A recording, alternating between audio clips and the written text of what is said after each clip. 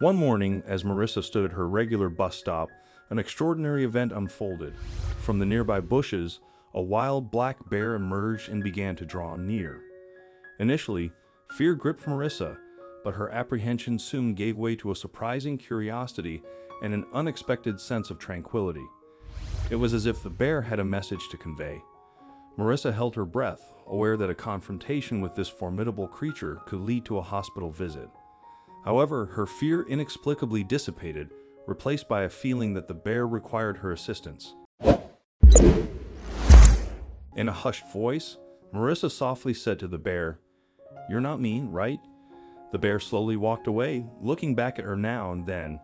Some people who were nearby noticed what was happening and shouted at Marissa to run away from the bear immediately. Instead, she thought about following the bear into the bushes.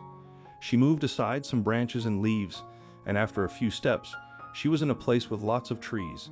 There was no one else around. It was just her and the bear.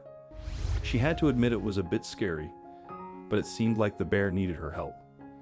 The bear slowly continued its walk deeper into the forest, and Marissa followed it, making sure not to trip over a tree root. She thought about it for a moment and decided that she did not have time to call anyone, but she had a plan B. She was going to share her location with her boyfriend, Derek. She quickly texted him, sharing her location with a message, "Just in case. I'll explain later," and put her phone back in her pocket. The whole time, the bear kept looking back to check whether Marissa was still following it. It was not running, but Marissa did have to make an effort to keep up with it. It was obviously in a hurry, and Marissa couldn't stop wondering what was going on. Marissa noticed that it was getting late. She had just planned on going to the library to do some work, but her plans had obviously changed.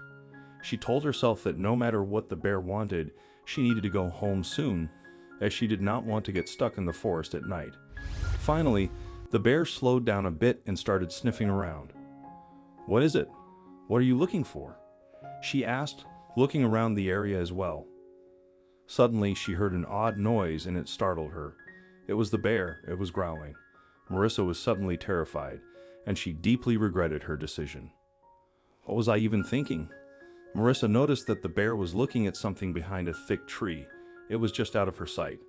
She slowly took a few steps towards the tree, and when she was finally able to see what was behind it, she gasped. Why did the bear lead her here?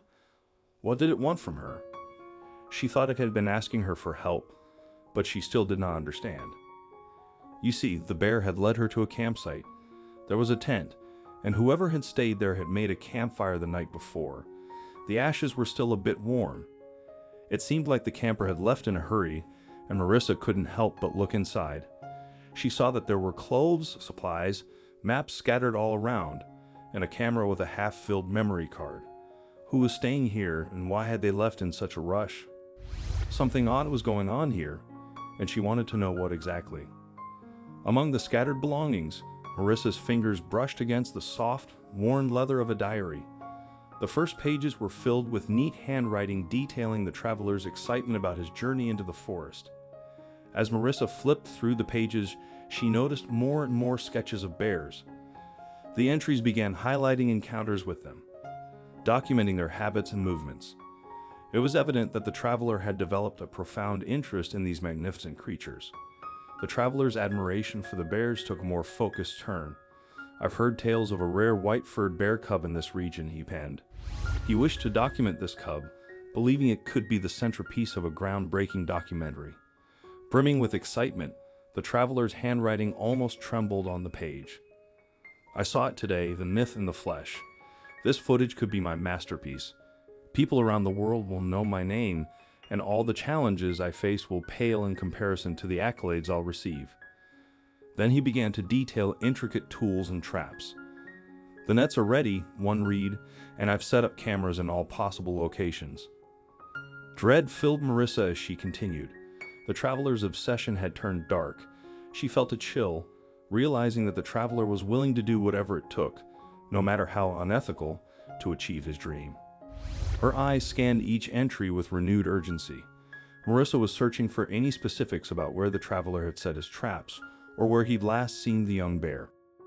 Stories from her childhood crept back into her mind, tales of heartless poachers and traders who saw animals as mere commodities. Reflecting on the bear's actions, everything began to make sense. It wasn't just any bear, it was the cub's mother. Perhaps the mother bear had watched the traveler sense his intentions and had desperately sought an ally in Marissa. The forest was still, but as Marissa attuned herself to its sounds, a distant cry pierced the silence. It was faint, almost drowned by the rustling leaves and chirping crickets, but unmistakably a cry. She began moving in the direction of the sound. With every step, the cries seemed to grow both clearer and more distressed. Suddenly, Marissa stumbled upon a trap. It was empty but freshly set, the metal gleaming ominously. For a moment, her heart sank, fearing the worst. As Marissa and the bear pushed further into the forest, they came upon a clearing where several large cages stood. Without hesitation, Marissa turned on her heels, heading back to the campsite. Every minute counted now, and the pressing weight of the cub's fate pushed her forward. The traveler had mentioned having wire cutters in the tent, essential for setting up traps, and hopefully dismantling them too if there were more cages or snares. Those cutters could be the key to freeing the trapped animals, including the bear cub. The feeling of relief was short-lived, however, as a rustling sound outside caught her attention. Emerging from the tent, Marissa's eyes darted around, trying to identify the source of the sound. Someone had been watching, waiting, and Marissa knew she was no longer alone in her mission. It was the traveler from the diary, his face grizzled, an expression one of frustration. Behind him, two others emerged, holding nets and gear. Marissa lunged to the side, using the element of surprise to her advantage. The traveler moved to intercept, but the adult bear, sensing the danger, let out a deep roar, causing a momentary distraction.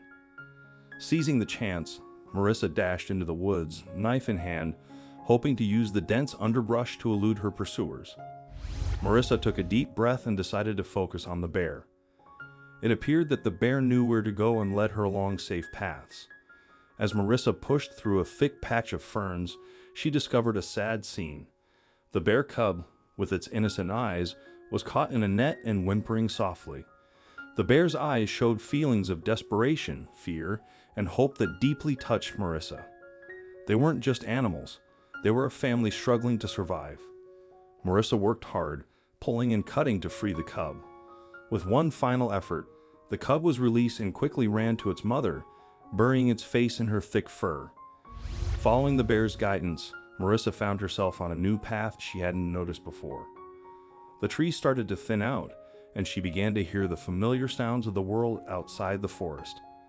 The bears paused, seeming to understand that it was time to go separate ways, but making sure Marissa was safely on her way out. When she stepped out of the forest, the sunlight felt a bit brighter, and the air was fresher. As Marissa returned to her daily life, she couldn't forget the strong emotions she had experienced. She often found herself reminiscing about her time in the forest. She treasured the lessons of trust, togetherness, and love as a precious part of her life, cherishing the special bond she had formed with the wild. What you think of this story? Let us know in the comments section. I hope you liked this video. Please give it a thumbs up and share it with your loved ones. Also subscribe and press the bell icon to never miss the update from our channel. Thank you.